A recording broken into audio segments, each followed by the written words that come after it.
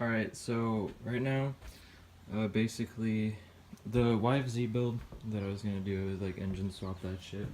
Said fuck that, I'm just gonna rebuild the engine just cause a lot less hassle. But anyway, so literally tore apart the whole fucking thing, but these two cases and the flywheel because I'm waiting for the flywheel puller, and then I'm gonna get the crank out. It needs a new crank, it's like fucking seized in there. But yeah, so. And I need a new clutch basket. I'll just get a whole new clutch. But yeah, so right now I gotta get the valves out of my head. So yeah, I got one out already. But basically, this is gonna be a little video on how to do it without the special valve compressor tool or whatever. This works on most 4-strokes that, well, have valves. All of them do, but you know what I mean. Yeah, so basically, you just want to take the valve bucket off and to expose the valve, and then have a magnet. And for the 450 I'm using a 15 mil socket, but anyway, I put the magnet right on top of the hole there, right there, and then I put the socket right above it. And I just didn't take the studs out on the head here, so I just put it on a thing, like a block of wood, because the valves can't move. It has to touch the wood, and then the spring keep compressing to free up this little keeper thing. Try and focus. Hold on here. This little keeper thing right here. That's what holds the valve spring down onto the valve. Oh, fuck, sorry guys, the camera stopped filming, but. And then after you take the keepers, there'll be 2 keepers. Usually, sometimes they'll both come out and sometimes not, but then this part comes out, then the spring, then the valve itself, and then you take out the little valve seal, which is very, like, sometimes it gets stuck in there, so you just want to go.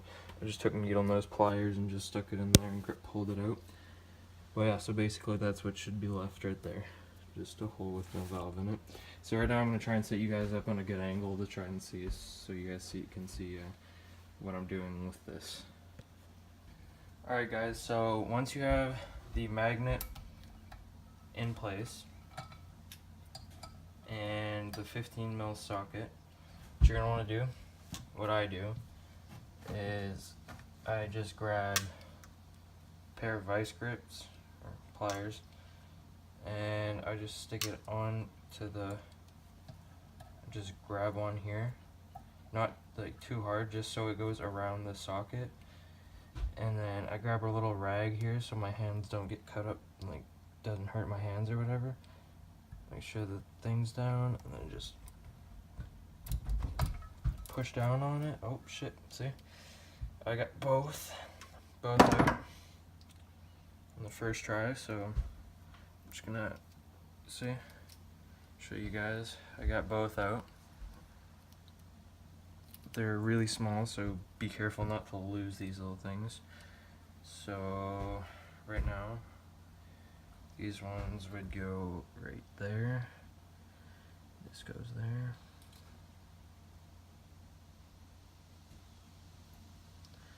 I'm gonna put that here, and then what I do is just boom, grab the spring. Springs out. Just gonna put, and you gotta make sure you lay out all your stuff too. You can't have. Make sure you don't. Yeah, make sure you don't mix up all your things. See, if I've set it up so if I have my head like this, facing that way, I got the 2 exhaust valves and then the 3 intake valves. I only took off 1 intake valve, so which is the one right here, which is the one all the way here. So I'm going to move all this stuff here, just so you don't get mixed up. So the valve itself doesn't really matter, and neither does the spring because I'm going to buy another kit, so it's going to be all fucked up anyway. The seal, I don't really think, I think they're all the same size, so I'm not sure. But the bucket though, that's what you have to be careful from. So look, two exhaust, one intake, and then the other intake is going to be there, and the other one there. But yeah, so see, I just put it on a block of wood that are longer than the valves because I didn't feel like taking out the two stems. So now what you do is just lift up your head, push out the valve comes out. See, oh fuck yeah, these things are burnt up pretty bad. They're all crusted up and they're all fucked. So I'm gonna buy new ones. It just comes with a whole kit with the springs and all that. I'll put the link down in the description of the kit I'm gonna buy for this thing. So yeah, you guys can go check that out. And then I'm also gonna polish and port my head, just so, you know, just in case. I know it's not really that fucked up, but if I'm gonna replace the valves, might as well do that. I recommend you guys doing that also. But yeah, so I took all that shit out. Yeah, that shit's still fucked up. Cylinder and piston, I need that shit all new. But yeah, so I took all this apart, and trust me, I will make a video on putting it back together once I get all the parts ordered. I am not going to start putting shit on until I have everything ordered. Well, until I have this ordered, the crank and all that, and everything that goes in the bottom end ordered. But once I get all that shit ordered and the cylinder and the piston, then I'm going to put everything together. I'm going to wait on the valves. Because I may need a new head. I'm going to get it checked out. I'm not 1000% sure there. I'm not even sure how to check if you need a new one. So, but I'm pretty sure it's good. Like these seem fine. But yeah, I'm going to have to check it out after. But yeah, so this was just a short video. I know I haven't posted in a while. Dirt bike. I made one video out on it. Here, I'll just give you guys a quick little walk around on it. It's a 2010 CRF 250R. It's almost brand new. I got it, put quite a bit of hours on it, and then I had to check the valves because it was starting really fucking hard. And I checked it and the timing jumped a few teeth, and the exhaust valves were a bit off. So I adjusted those, and now it starts pretty quick.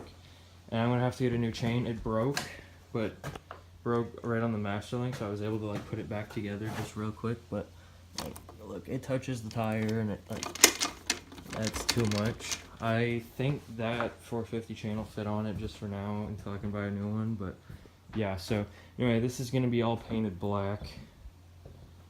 450 going all black. Even the A-arms, I'm not going to keep them black. I'm going to put them a different color. But I'm not sure. I'm probably going to end up buying Lone Star or some shit like that. Different aftermarket A-arms to make it wider for better turning ratio. Well, not turning ratio, but easier turning. And I'm going to have to get a new clutch basket.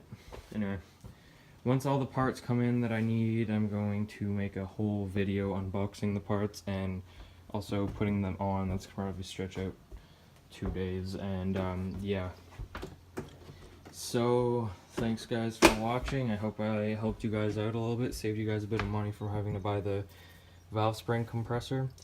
And yeah, talk to you guys in a little. Peace. Alright, yeah, real quick before I end this video, something I forgot to show you guys. After I removed these two valves and I removed the seals, noticed the exhaust seals look like this. Should be all rubber with a little tiny ring around it, metal ring around it. And then intake valves should look like this, rubber on the inside and a little bit on the outside with a complete metal ring, well, metal tube thing around it. So yeah, I just wanted to show you guys that real quick before and another way to distinguish if it is exhaust or fucking intake springs.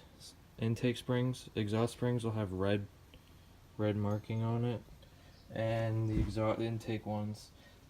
exhaust ones, red marking, intake ones blue, and also the exhaust ones should be a little pink when you take them out, and it should have a little tiny like indentation on them.